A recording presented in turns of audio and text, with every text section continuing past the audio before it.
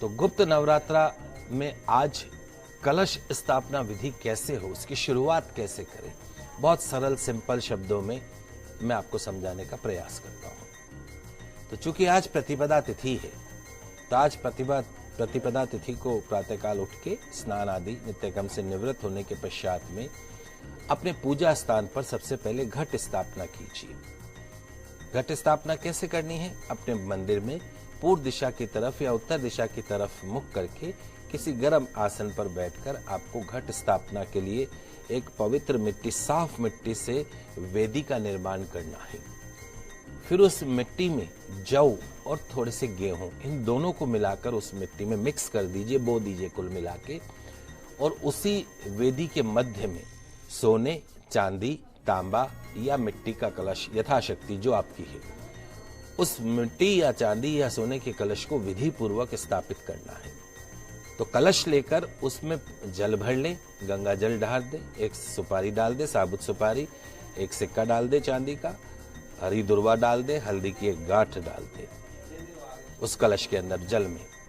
अब कलश का जो मुख है उसके ऊपर एक नारियल जटा वाला, उसको एक लाल चुनरी, लाल वस्त्र में लपेटकर कलश के मुख के ऊपर रख दे और कलश के चारों तरफ अशोक के वृक्ष के पत्ते या आम के वृक्ष के 5 पत्ते लगा दे, पंचपल्लव बोलते हैं उनको।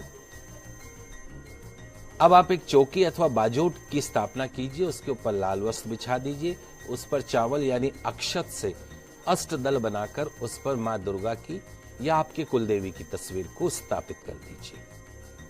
घट स्थापना के साथ अखंड दीपक की स्थापना कीजिए। अगर आप चाहें तो 9 दिवस और आप चाहें तो प्रतिदिन, जैसा आप कर सकते हैं, लेकिन देशी घी का दीपक अवश्य जलना चाहिए। सबसे पहले देवी पूजा का संकल्प करें।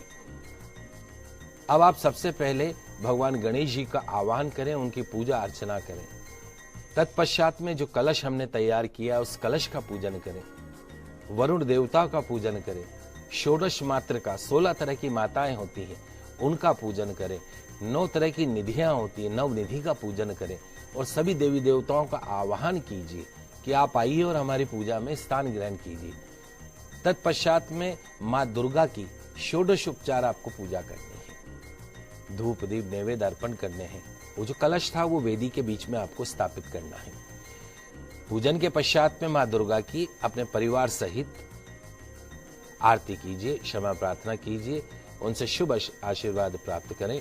पूरे 9 दिवस तक मां दुर्गा की इसी प्रकार आपको रोज सुबह पूजा करनी है, मंत्रों का जाप करना है। देवी पूजन का जो सबसे मूल मंत्र माना गया है नवाण मंत्र, जिसमें पूरा दुर्गा सप्तशती का सार छुपा है, बीज मंत्र समझ लीजिए।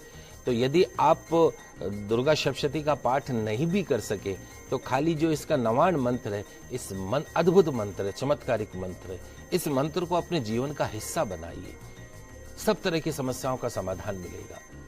बड़ा सरल मंत्र है, ओम ऐं ह्रीं क्लीं चामुंडाई विच्चै, ओम ऐं ह्रीं क्लीं चामुंडाई विच्चै, ओम ऐं ह्रीं क्लीं चामुंडाई विच्चै। बड़ा सरल मंत्र है, इसको अपने जीवन का हिस्सा बनाइए।